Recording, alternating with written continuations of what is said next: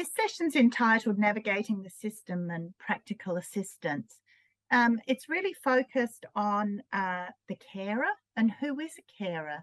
And with that, I'd like to welcome really warmly Jo Dobson from the Carer Gateway Services in Tasmania. Welcome, Jo, and thank you for stepping in at the last minute. We really appreciate that support from you. Carer Gateway is an Australian government initiative that provides free support to family and friend carers across Australia who provide unpaid care and emotional support to someone with a disability, mental ill health, alcohol or drug dependent, or who is frail or aged or has a terminal life-limiting condition. Through Carer Gateway, carers can access a range of free services such as counselling and coaching, get advice and referrals, and help with navigating the maze of supports to find services provided through federal, state and local government and non-government providers. So earlier we heard about the restrictions that actually going to see your doctor in the clinic provides, the system that they work under. Now we're going to look at the broader system behind what supports your medical care. So thank you so much, Jo, and I'll hand over to you. Thank you. Thanks, Jo. Hello, everyone. My name is Jo also. I work here at Carer Gateway in Hobart, and I've been given the opportunity to talk to you about who cares for the carers and to give you some information about Carer Gateway, which is around Australia. So without further ado, we shall move on. And I've got a couple of campaigns that have run recently from Gateway to basically talk about who is a carer and help people identify so that they can get support. So I'll start that now. There's almost nothing you won't do caring for a loved one. You'll learn paraparesis and other difficult words. You'll celebrate every victory and keep the most unsociable hours. So it's funny, the one thing you probably won't do is ask for help. If you look after a loved one, Carer Gateway is a free support service, especially for you. Authorised by the Australian Government, Canberra.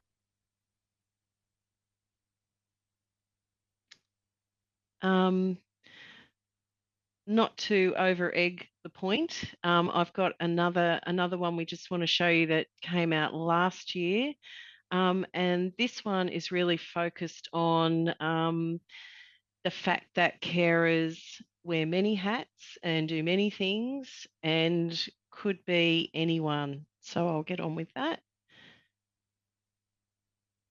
Carers in Tasmania can receive all kinds of help through the Carer Gateway. I was able to access specialist counselling. I got some help at home so I could take a break. I was able to connect with other young carers just like me. I got help to navigate the maze of services. If you wear a carer's hat, contact Carer Gateway for support with what you need in your caring role. Call 1800 422 737 or visit carergateway.gov.au. Okay. So you may have seen a couple of those. I'm not quite sure if people are in Tasmania. They might have seen that and they might even know who those people are. So those campaigns were really effective and I believe that we had quite a good response and were able to help a lot of people out with their caring role. And I will get to that definitely at the end of this. How can we support carers? But first, I just want to talk about who carers are and what kinds of support, how do we identify carers? So the Commonwealth and the states have different definitions, not that different, but there is a slight difference in that the state definition is pretty much a person who provides non-contracted work and in an unpaid capacity, they provide ongoing care or assistance to another person, and meaning friend, relative, somebody they've met, the next door neighbour. The Commonwealth statement about carers talks about people providing personal care, support, and assistance. They don't sort of mention the non-paid capacity. So there's a slight difference there, and sometimes that makes a difference when you're filling out forms, particularly medical forms when you're trying to say, I am a carer, but you might be doing everything except personal care. So as you can see, a carer is a person who provides the unpaid care and support to a family member or friend in these cohorts of people. So the person they care for is frail, aged, or someone who has a disability, and that includes people who may have a relative or a child with a disability and they have an NDIS package. That does not mean that we cannot provide support for the carer. The carer is our client, not the person they care for. So even people who have care for someone who's frail aged who have a home care package, we can still provide support to the carer. We support carers who care for people with mental ill health, with alcohol or drug dependence, and chronic or terminal illness. So they're the cohorts of people we identify mostly as carers. There are a couple more cohorts that we have added just because it helps us to identify what kind of supports we need, and it helps our representation and advocacy for carers to government because we want to constantly improve conditions for carers. So having said that, the next slide is about what are those conditions. Okay, so here's a few statistics just to help you. Hopefully you'll stay awake through this because we'll get to the good bit after this. Sorry, but I think it's really important to know that actually 2.65 million people provided informal care in 2020. So Deloitte Access Economics did a survey in 2020, and this is what they found. This is the profile of carers nationally. 2.65 million Australians, which is about 10%, I think, of the population. 856,000 Australians are primary carers. Most care for a person with a disability. Primary carers just meaning they do the most care. I mean, there can be other carers that we recognise. So families could have two people caring for a person, so we call them co-carers. There could be people caring for each other, couple carers, and people who don't have a carer at all but need some respite, and we use the term self-carers. More than 2/3 of primary carers were found, they were female. That's probably not a huge surprise, but I guess 2/3 are female and 1/3 would be male. Almost all primary carers cared for a family member. And that's an interesting statistic just in terms of identifying as a carer. I've spoken to lots of carers who say, look, that's my wife or that's my husband. You know, I'm not their carer, I'm their wife. But actually, you know, when you're thinking about caring for people with a disability or a terminal illness or frail aged, you are doing things that are a little bit different from what other people might do. So 272,000 carers were under 25 years old, which is about 1 in 10. I would say that probably identifying young carers, which are people under 25, is probably one of the most difficult things to do. The youngest carer is registered with us is 11 years old. And we have a dedicated young carer support worker who goes to schools and does all sorts of things like whitewater rafting and doing tobogganing or whatever people do, and have events for young carers so they can get together and have a chat with each other. The average age of a primary carer was 55 years old. And 55% of primary carers provided care for about 20 hours a week. So half of our carers are doing a permanent part-time role, really. So having said the youngest carer registered with us is 11, I think the eldest we have on the books who's been caring the longest, which I think is 20 years, is 79 years old. Okay. So that's a bit of a snapshot of in 2020. It may have changed slightly since then, but that's the snapshot of 2020. Okay. Anyone, anytime can become a carer. So not only can become a carer, but probably is a carer.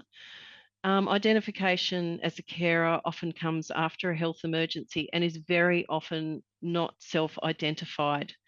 So I hear the phrase many times, as I said, I'm not a carer, that's my husband or my wife or my child.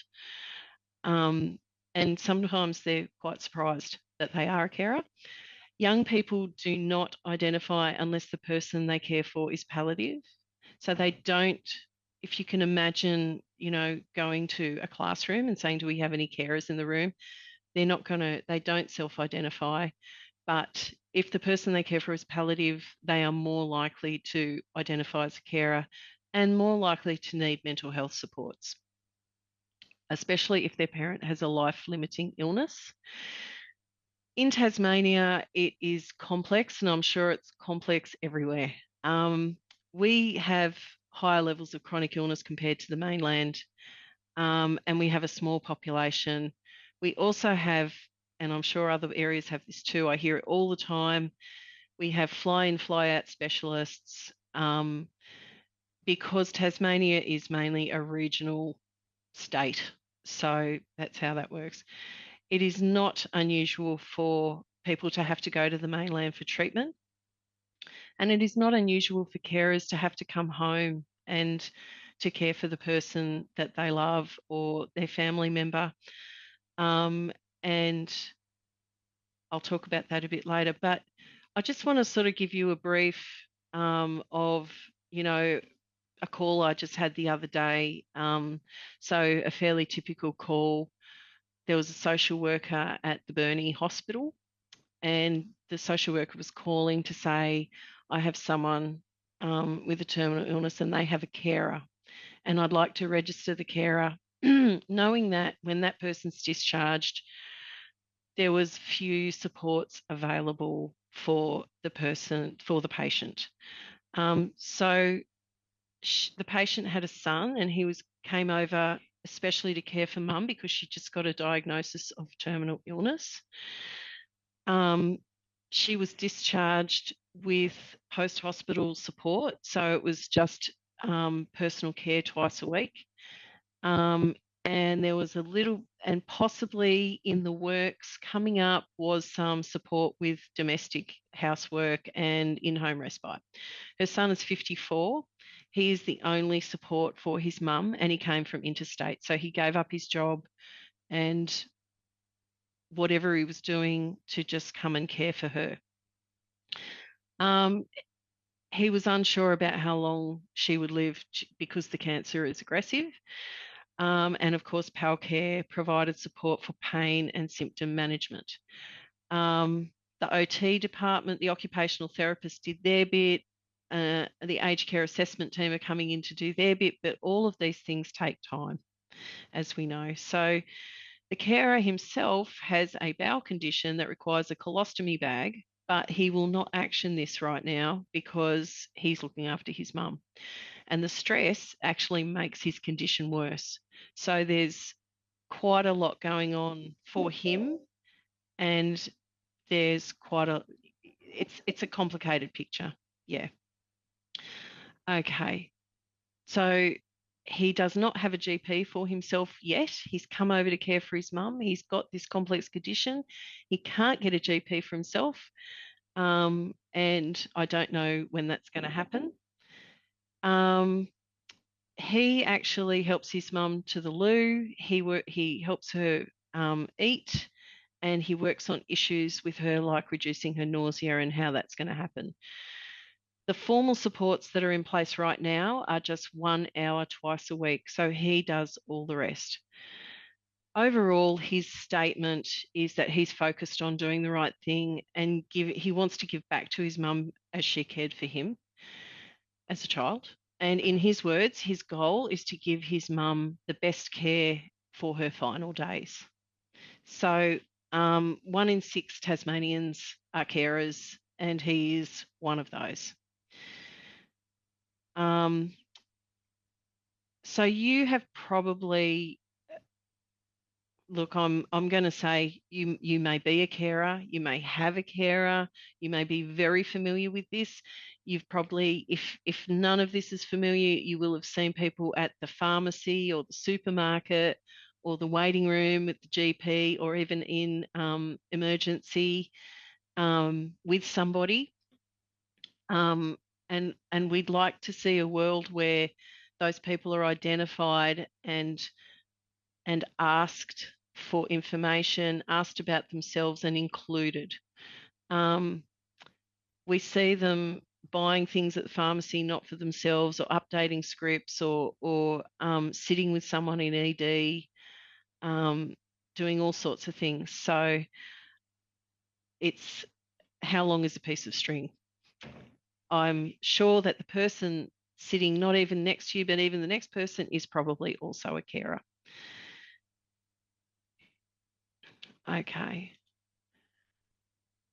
So this is our campaign about the hat, which was making the point, which I'm sure you all picked up, that carers rarely identify as a carer. A lot of people we talk to say that they are already getting a Centrelink payment, or they're getting the pension, or as I said before, some other package, and they say, well, I can't get anything from Carer Gateway. So I'm just here to say that that has no effect on the services or supports you can get from Gateway, whether you have other Commonwealth funded supports or packages. Has no bearing. And in fact, we try to help those packages out. So sometimes, and often, those packages from other agencies like aged care don't provide the amount of support you might need. So we try to top that up. We have some short-term support we can put in place, and I will get to that. Okay. So let's just talk about, for a minute, sorry to hit you with some more numbers, but how about if we had to replace the carers of Australia? Well, we'd have to find 2.2 billion hours of unpaid care each year. That adds up to about $77.9 billion per year, and that's family carers. So that actually isn't even all carers, and that's 3.8% of our GDP, or gross domestic product. So each day, family carers contribute $213 million equivalent value to the economy. And just for us normal people, we can't envision what $1 million or $1 billion is. It's about $36 per carer per hour. So it's about $36 an hour. 44% of carers live in the lowest 2 quintiles of household income versus 34% of the general population. So there are 10% more carers living in poverty or below the poverty line. On average, Tasmanian carers earn approximately $69 less per week versus non-carers, and they participate less in the labour force by about 8%. And that's, again, for Tasmanian carers, but it's probably national, it's probably reflected nationally. And, you know, there are good reasons for that, which, as you're probably thinking right now, well, what does that do to our super as a carer? this is the impact. So this is the key findings from Carers Australia's Caring Costs Us. So there was another survey by Carers Australia, who are the peak representative body to government for carers. They did this in 2022. And they came out with these key findings. Australian carers lose a considerable amount of lifetime earnings and superannuation lifetime earnings in their caring role.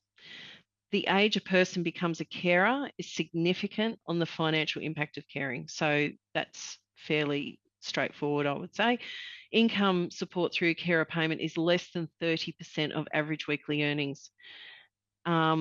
You may already know what the carer payment is. I think it's around the same as the disability support pension. Okay, so I'm not going to dwell on numbers anymore for you. I would like to get to some other facts. So we know that carers are often feeling invisible. They are not included in conversations at the GP or when people are registering with My Aged Care. It's not a question on the checklist. It's simply not there. So we are working at peak representation to change that and have that as a question. Do you have a carer? I'm just moving on, and I want to get to the bit where you get services. Okay, so there's a wellbeing impact, as you can well imagine, on carers. Let's just say we know that there's financial stress. Half of carers feel socially isolated. In our survey, there were 691 respondents, and our typical respondent was a woman in her 70s. So there was 1 in 3 had very high levels of psychological distress. So that brings me to our services. We try to identify, this is our structure basically, identify carers. We certainly empathise and ask how they are.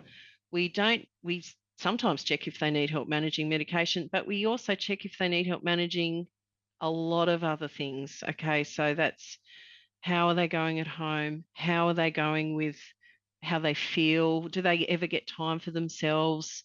What is the home like? And we really try to get down and identify those needs.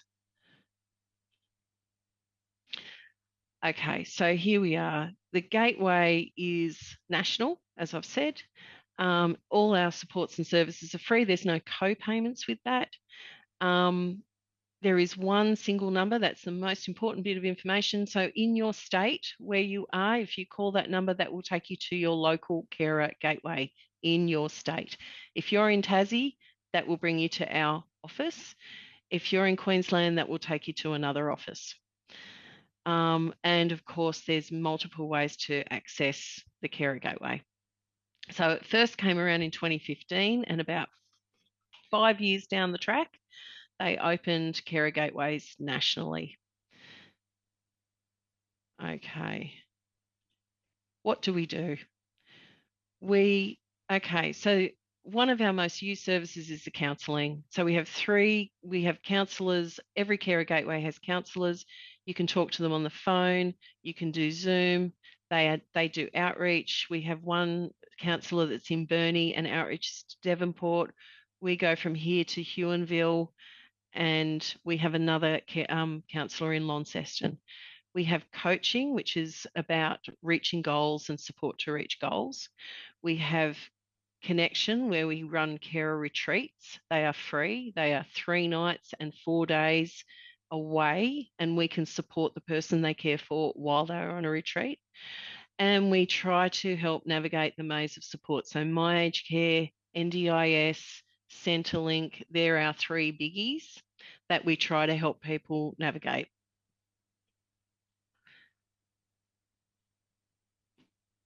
We have, I'll start with the planned respite and the in-home package of support and one-off support. So there's 2 kinds of in-home support we can do. They're very short term. Again, they are to top up the kinds of supports you already might have, or to help you get those while you're waiting.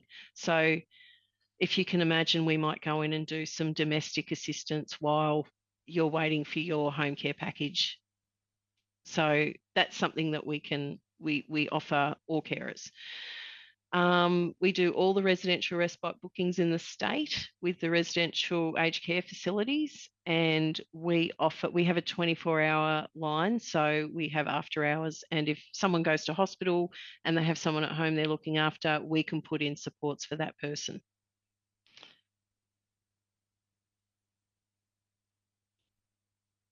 This is a podcast series that we did, which is Carer Stories. So we've got number 1 is Catherine from Smithton, and Keelan is at number 4. He's 20 and he's a young carer for his father with mental ill health. We've got Kay at number 5, who's a great scone cooker, and she's in her late 80s and cares for her husband with Alzheimer's. Isabella is a young carer. She's 16 in Burnie. She's Tasmanian Aboriginal background, and she started caring at 8 years old. She cares for her young brother with autism, and her mum has MS. Ollie, number 9, is a non-binary young carer who cares for their partner and mother. So there's a podcast you can listen for free if you go to our website at Care to Serve, and they're very nice, interesting stories that people tell about themselves and their caring role. Okay, I'm sorry I whizzed through that last bit. You may have questions. Please ask away. Thank you, Joey. Thank you very much. I'm sorry, but we are quite short on time now. But I think the key take-home message is there is one number to ring, and it will get you to your local carers gateway support service, and that there are lots of services available. And also, the one thing I've learned today is that if you don't have anyone looking after you, if you are on your own, you can still identify as a self-carer and get help and support from your service. So thank you so much, Jo, for coming along today. Pleasure.